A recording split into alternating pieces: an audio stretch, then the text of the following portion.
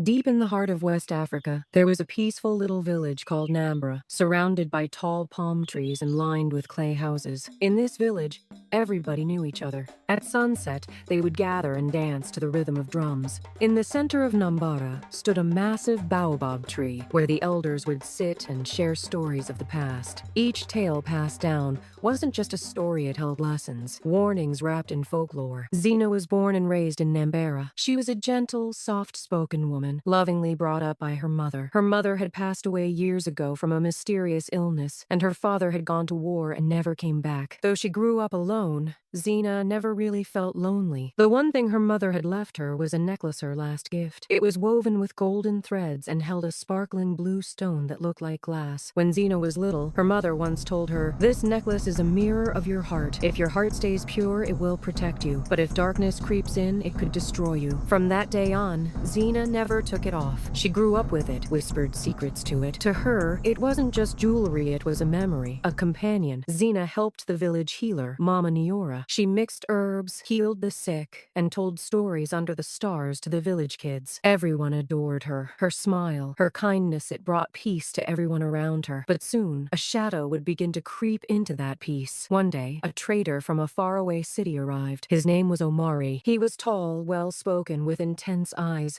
He said he came to sell goods, but from day one, he turned heads, especially Zina's. The first time they met, Zina felt her necklace stone shiver slightly. But the glow inside the stone looked different. As Omari stepped closer, the necklace suddenly felt heavier, but Zina didn't notice. For the first time, she felt a deep attraction she couldn't explain. Do you think Zina's necklace sensed something from the very start? Drop your thoughts in the comments below. Omari didn't take long to win over the village. At night, he'd sing songs, hand out little gifts to the women, and tell stories to the children. But Mama Niora saw something else in his eyes, something darker, like a shadow. She tried to warn Zina, but by then, Zina was already under his spell. Omari showered Zina with compliments, took her on long walks, and talked about the future as they stared up at the stars. To Zina, every moment with him felt like a fairy tale. But over time, his charm started to feel more like control. He got jealous, didn't like her being alone, kept staring at her necklace and more. He wanted to touch it.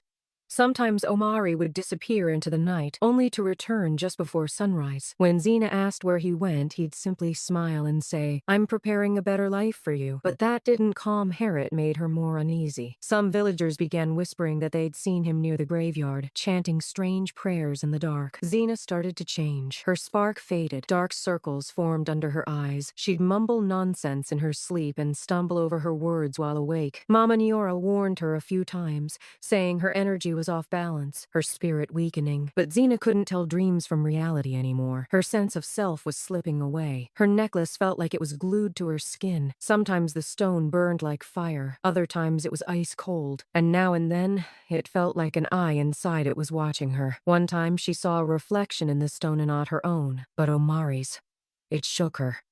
Her mind started to crack, her grip on reality slipping. Then came the nightmares. She found herself walking alone in a dark forest. A black snake, slithering out of her necklace, followed her closely. Sometimes it spoke in Omari's voice. "Don't let go of me. I'm your protector. I'm your destiny." Zina didn't tell anyone about the dreams. She began to pull away from everyone. She tried taking the necklace off more than once, but every time she did, it felt like it tightened around her neck. Her bond with Omari grew stronger, but her peace of mind slipped further. Even when he was next to her, she felt utterly alone. His gaze no longer felt warm, it felt dangerous. One night, Zina woke up crying. Her tears soaked the pillow as the necklace wrapped even tighter around her neck. She couldn't breathe. In a panic, she tried to pull it off, but the stone glowed like it had melted into her skin. For the first time, she remembered Mama Niora's warning. Not all charms protect. Some control. The next morning, Zina looked into the mirror, but those weren't her eyes staring back. They belonged to someone else. She couldn't even see her own soul anymore. All day long, one thought echoed in her head.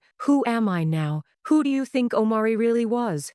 Why did he come after Zina in the first place? Share your thoughts in the comments. Zina was losing herself more and more each day. Her words stopped making sense, and her smile turned into a forced mask. The necklace was acting like it had a mind of its own, like it was guiding her. Anytime someone said something bad about Omari, the necklace would start to sting. At this point, Zina was living by its commands. One night, she dreamed she was in a dark cave. Strange symbols covered the walls, and burnt-out candles littered the ground. In the center sat a massive stone, and on it was her necklace, glowing eerily. But it didn't look like the necklace she knew. The once blue crystal in the center was now pitch black, crackling with sparks. As Zina got closer, the stone seemed to breathe in and out. The moment she touched it, everything went black. Then a deep, booming voice filled the air. "You belong to us now. You gave us your soul. You surrendered your heart." Zina tried to scream, but no sound came out. Suddenly, Omari's laughter echoed through the cave. He appeared at the far end, eyes glowing. "You were chosen for me," he said.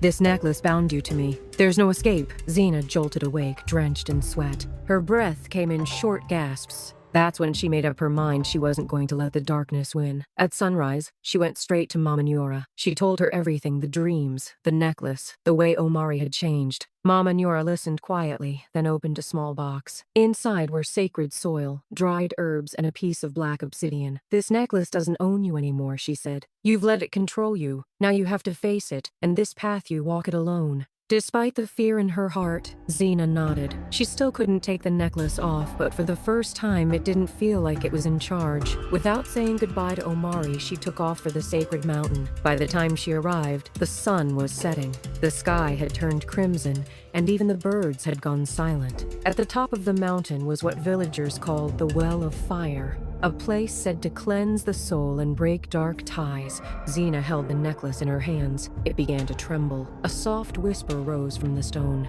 "If you let me go, you'll lose everything. Omari loves you. This power is who you are." She pressed the necklace to her chest and closed her eyes. She thought of her mother the day she gave her this necklace. In that moment, she could almost hear her voice. "You weren't just born from love. You were born from courage, too." That gave her strength. She lifted the necklace toward the fire pit. A dark shadow burst out of it. Zina stepped back, but didn't stop.